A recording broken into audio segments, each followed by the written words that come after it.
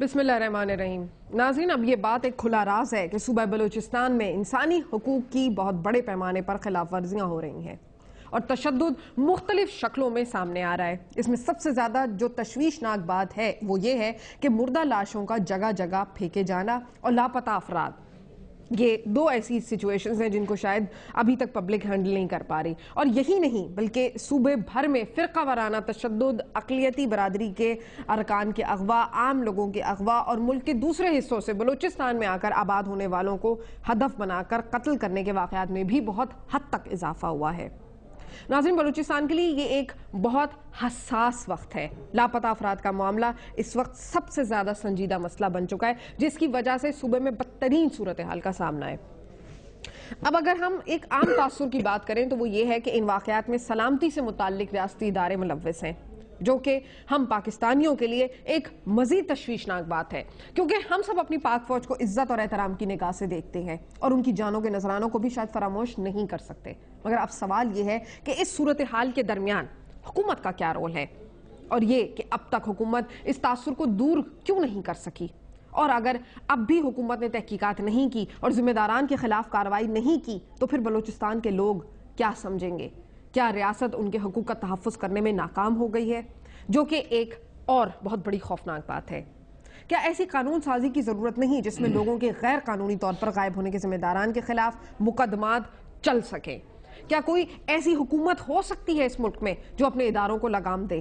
کسی بھی انسان پر کیا تشدد جائز ہے؟ کیا لوگوں کا دن دہاڑے قتل کیے جانا جائز ہے؟ اور جو لوگ یہ کر رہے ہیں کیا وہ بلوچستان کے خیر خواہ ہو سکتے ہیں؟ آخر بلوچستان کے مسئلے کا حل ہے کیا، اور کیا وہ حل ہماری سیاسی قیادت فراہم کرنے کی طاقت رکھتی ہے؟ یہ وہ ہیں سوالات جو کہ آج میں اپنے پروگرام میں ڈسکس کروں گی۔ پہلے میں بریک پر جانے سے پہلے اپنے گیسٹ کو انٹروڈیوس کرا دوں۔ آج مجھے اسلام آباد سے جوائن کیا ہے جناب اطہر منلہ صاحب نے، جو کہ سینئر وکیل ہیں، ان کا بذات خود تعلق بلوچستان سے ہے۔ ہمارے ساتھ کراچی اسٹوڈیو میں موجود ہیں سینیٹر اسماعیل بلیدی صاحب، جو کہ رہنما ہے JUIFA کے۔ پشاور سے ہمیں جوائن کیا ہے بریگیڈیئر ریٹائرڈ محمود شاہ صاحب نے، اور ہم اپنے شو میں کوشش کریں گے کہ ہم اختر مینگل صاحب کو شامل گفتگو کر سکیں اور ڈاکٹر عبدالحی بلوچ سے بھی بات چیت کر سکیں۔ سب سے پہلا سوال میں یہاں پر یہ کروں گی کہ اگر ہم صورتحال کو دیکھتے ہیں، میں اطہر منلہ صاحب سے گفتگو کا آغاز کروں گی۔ اطہر صاحب، تمام تر سچویشن آپ کے سامنے ہے، میڈیا میں یہ ٹاپک اب ہائپ اختیار کر چکا ہے، ہمیں میمو اسکینڈل، NRO کے اسکینڈلز میں مسلسل طریقوں سے الجھایا جا رہا ہے۔ اس وقت سب سے سینسٹیو مسئلہ بلوچستان کا ہے، آپ کس حد تک اس پوائنٹ پہ اگری کریں گے؟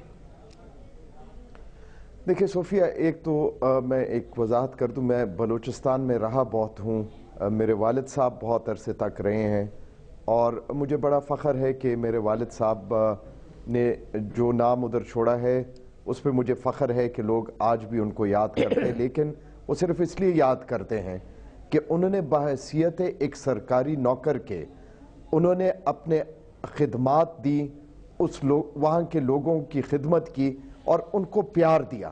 ان کو اس سے زیادہ کچھ چاہیے نہیں تھا، لیکن ہم نے 65 سالوں میں بلوچستان کی تباہی خود اپنے ہاتھوں کی ہے، اور جو آج 65 سالوں کے بعد ہو رہا ہے، اور اس میں ریاست مکمل طور پہ ان کا عمل رہا ہے، لیکن میں افسوس سے یہ کہوں گا کہ وہاں پہ صوبائی اسمبلی بھی ہے، وہاں کے اور لیڈران بھی ہیں، لیکن اس طرح کی آواز وہاں سے نہیں اٹھ رہی جس طرح کی آواز اٹھنی چاہیے تھی۔ اور میں آپ کو مبارکباد دیتا ہوں، کیونکہ آپ نے جو کہا، میں سمجھتا ہوں کہ آج سے 20 سال پہلے ہمیں چیخ چیخ کے بلوچستان کے اپنے بھائیوں بہنوں کو یہ احساس دلانا چاہیے تھا کہ ہم بھی ان کو اسی طرح پاکستانی سمجھتے ہیں جس طرح ہم سب خود ہیں، اور ہم نے وہ نہیں کیا، اور آج بھی وہ ترجیح ہم بلوچستان کو نہ میڈیا دے رہی ہے،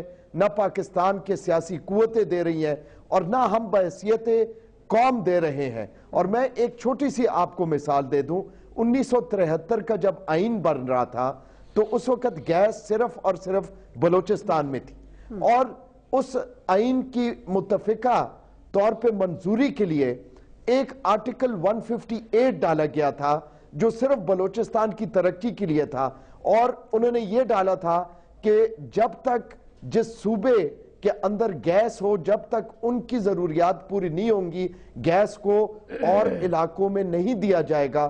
لیکن اس پہ عمل نہیں ہوا. دوسرے جگہوں کو گیس ملی، دوسرے جگہوں میں معاشی ترقی ہوئی، اور جو گیس جہاں سے نکلنی تھی اور آئین کی جس طرح کی خلاف ورزی ہوئی وہ بھی ایک بہت بڑا ایک سانحہ ہے. لیکن میں آپ کو یقیناً اس چیز کی داد دیتا ہوں کہ ہمیں سب کو چیخ چیخ کے اس وقت یہ میمو، یہ این آر او، یہ جو باقی ایشوز ہیں وہ اتنا ملک کو نقصان نہیں پہنچا رہے جتنا کہ بلوچستان کے حالات پہنچائیں گے، اور جتنا وہاں پہ لوگوں کا درد ہے وہ پہنچائے گا. ہم تو وہ بدقسمت قوم ہے جنہوں نے اپنا ملک توڑوایا بھی ہے، لیکن آج بھی ہمیں احساس نہیں کہ بلوچستان میں کیا ہو رہا ہے. یہاں پہ اس باقی ملک کے اکثر لوگوں کو آج بھی یہ نہیں پتا. ہمیں یہ کہنا بڑا آسان ہوتا ہے کہ کوئی غدار ہے، کوئی ملک دشمن ہے، لیکن ان کے درد کو، ان کے دکھ کو، اور ان کے ساتھ جو استحصال ہوا ہے 65 سالوں کا، اس کا کسی کو بھی آج احساس نہیں. اور میں آپ کو یقیناً اس کا آپ کو بہت بڑا کریڈٹ جاتا ہے کہ آج آپ یہ پروگرام کر رہی ہیں. بہت بہت شکریہ اطہر منیلا صاحب. اچھا، ایک بریک لینے کا مجھے کہا جا رہا ہے. ناظرین ایک بریک لے لیتے ہیں، لیکن بریک کے بعد واپس آئیں گے اور باقی دو مہمان جو ہمارے ساتھ موجود ہیں ان سے گفتگو کریں گے،